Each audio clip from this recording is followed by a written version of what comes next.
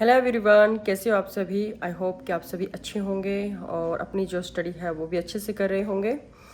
और आज का जो हमारा वीडियो है regarding integrated teacher education programme, regarding आपका रीअपियर का रिज़ल्ट और री एवेलुएशन का रिज़ल्ट। और कुछ बच्चों की अगर जैसे कि 5 पेपर में कोई बच्चा बता रहा है कि उसकी रीअपियर आई हुई है, तो उसका फॉर्म कब अप्लाई होगा। आज का वीडियो इन्हीं सब के रिगार्डिंग है। इससे पहले अगर चैनल को आपने सब्सक्राइब नहीं किया है तो डेफिनेटली कर लें।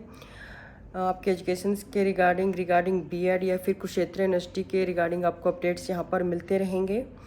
और मेरा टेलीग्राम चैनल है, आप उसको भी ज्वाइन कर सकते हैं। और वहाँ पर बच्चे बिल्कुल इजीली कमेंट कर पाते हैं। कोई उनको जैसे कि कोई पीडीएफ शेयर करनी है, कोई फाइल शेयर करनी है। आपकी विश है, आप मेरा टेलीग्राम चैनल ज्वाइन कर सकते हैं। कुरुक्षेत्र अपडेट के नाम से टेलीग्राम चैनल है। और अब हम बात करते हैं, एक लड़की ने पूछा है कि मैम मेरा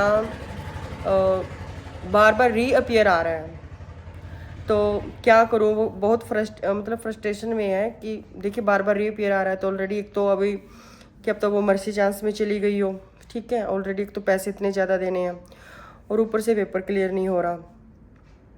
देखिए मेरी अगर मैं अपनी पर्सनल राय दूँ, एक ही सुझाव है। आप अपने अब तक जो भी पेपर दिए हैं और पिछले 4 से 5 साल के पेपर्स उठाकर देखिए। उन पेपर्स में आप अपने नोट्स बनाइए। ये देखिए कि कौन से इंपॉर्टेंट क्वेश्चन हैं। ये देखिए कि आप क्या लिख कर आए थे। कि अगर आप मान लो 2 बार 3 बार पेपर दे चुके हो तो आप खुद भी अपना एक एक वो निकाल सकती हो, कंक्लूजन निकाल सकती हो कि मैं इस तरीके से पेपर लिख के आया था या आई थी और मेरे यहाँ मार्क्स कटे हैं और या फिर यहाँ मुझे इतने नंबर मिले हैं। तो एक मुझे लगता है इसमें यहाँ पर कोई भी आपकी हेल्प नहीं कर पाएगा, आपको ही करना है ये।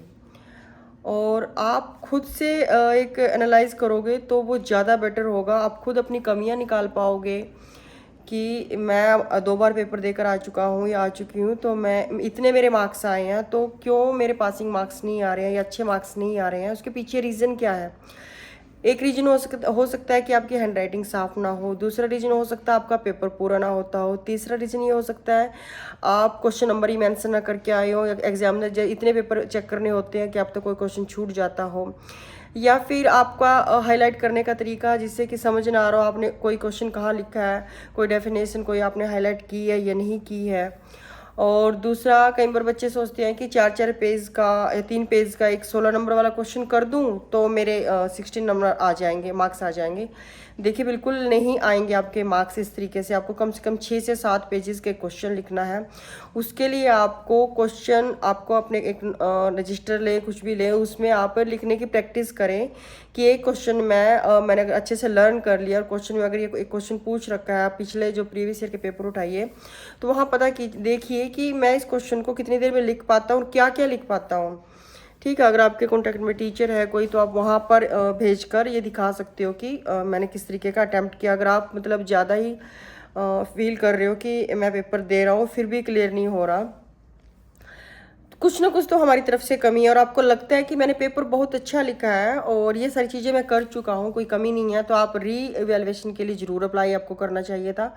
रिजल्ट आने के 15 दिन तक होता है टाइम। 15 भी मैंने ज़्यादा ही बोल दिया, 15 दिन मिल जाते हैं रीवैल्यूएशन के लिए अप्लाई करने के। वो प्रोसेस पूरी कर सकते हो। दूसरा, एक बच्चे ने कमेंट किया था कि इंटीग्रेटेड टीचर एजुकेशन प्रोग्राम जी बीएड, क्या अब जो 2 साल की बीएड है वो बंद हो जाएगी और BA plus BEd, BCom plus BEd और बीएससी प्लस बीएड इस तरीके से इंटीग्रेटेड कोर्स शुरू हो गए हैं।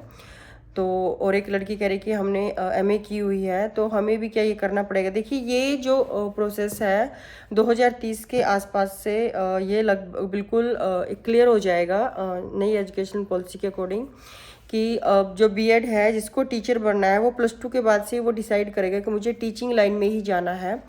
तो वो बच्चा अगर उसको बीए करनी है बीए प्लस बीएड करेगा, बीएससी करनी है बीएससी बीएड, बीकॉम करना है बीकॉम प्लस बीएड, तो वो इस तरीके से करेगा। बट अभी हाल फिलहाल के लिए 2 साल की जो बीएड है वो ऐसे ही कंटिन्यू रहेगी।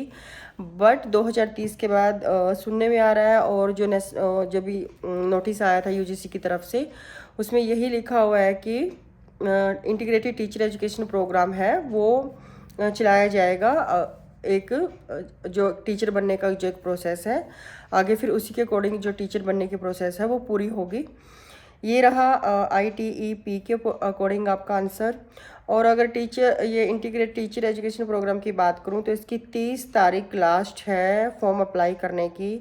अगर आपके किसी नॉन में किसी बच्चे ने +2 किया है और वो इसी लाइन में जाना चाहता है तो इंटीग्रेटेड कोर्स में BA BSc BCom इनमें से किसी भी कोर्स में अपना दाखिला लेकर अपना आगे फर्दर स्टडी को वो कंटिन्यू कर सकता है। तो आप लोग बता सकते हैं किसी को आपका कोई नॉन है तो ऑल ओवर। मैं इसका जो PDF है वो मैं ग्रुप में डाल दूंगी, टेलीग्राम ग्रुप में।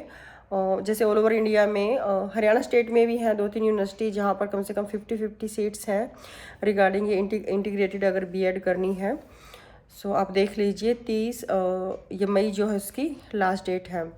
फिर एक बच्चे ने पूछ रखा है कि रीअपियर का रिजल्ट कब आएगा। देखिए रीअपियर का रिजल्ट मई में कभी भी आ सकता है और मई आने वाली है, ठीक है। और रीवैल्यूएशन का रिजल्ट मैं पहले बता चुकी कि आ चुका है।